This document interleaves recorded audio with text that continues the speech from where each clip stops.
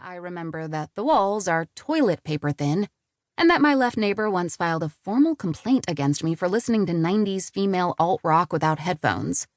So I press the back of my hand to my mouth, bite into it, and jump up and down as silently as possible while elation explodes inside me.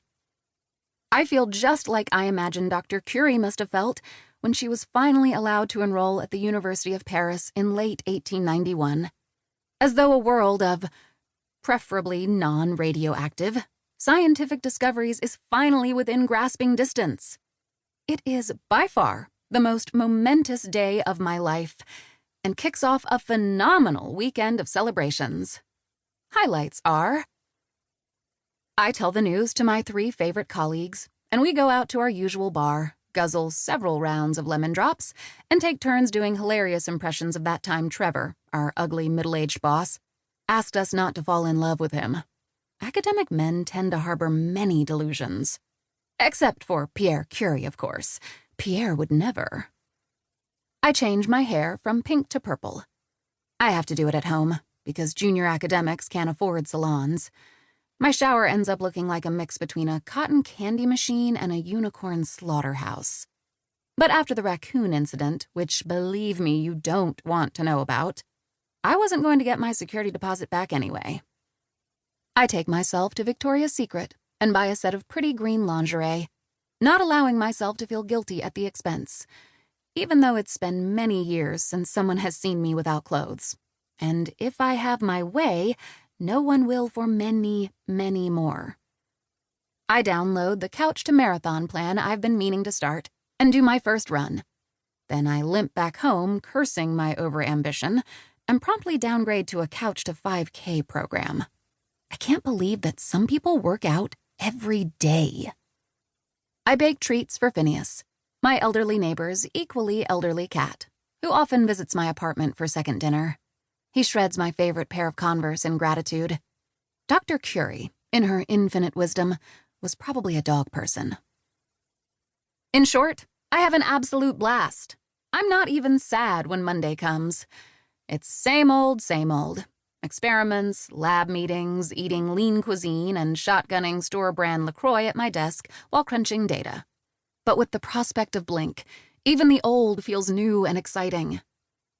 I'll be honest, I've been worried sick. After having 4 grant applications rejected in less than 6 months, I was sure that my career was stalling, maybe even over. Whenever Trevor called me into his office, I'd get palpitations and sweaty palms, sure that he'd tell me that my yearly contract wasn't going to be renewed. The last couple of years since graduating with my PhD haven't been a whole lot of fun. But that's over with. Contracting for NASA is a career-making opportunity. After all, I've been chosen after a ruthless selection process over golden boys like Josh Martin, Hank Malick, even Jan Vanderberg, that horrid guy who trash-talks my research like it's an Olympic sport.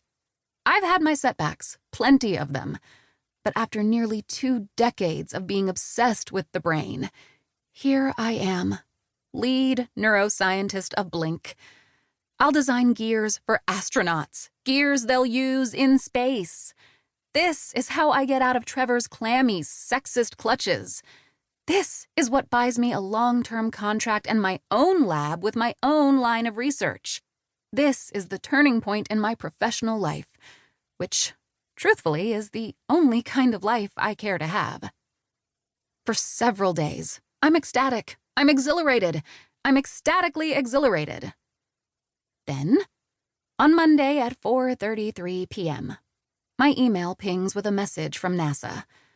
I read the name of the person who will be co-leading Blink with me, and all of a sudden, I'm none of those things anymore. Do you remember Levi Ward? Brennt da etwas? Over the phone, Marika's voice is thick and sleep-laden, muffled by poor reception and long distance. B, is that you? What time is it? 8:15 in Maryland, and I rapidly calculate the time difference. A few weeks ago, Rika was in Tajikistan, but now she's in Portugal, maybe? 2 a.m. your time. Rika grunts.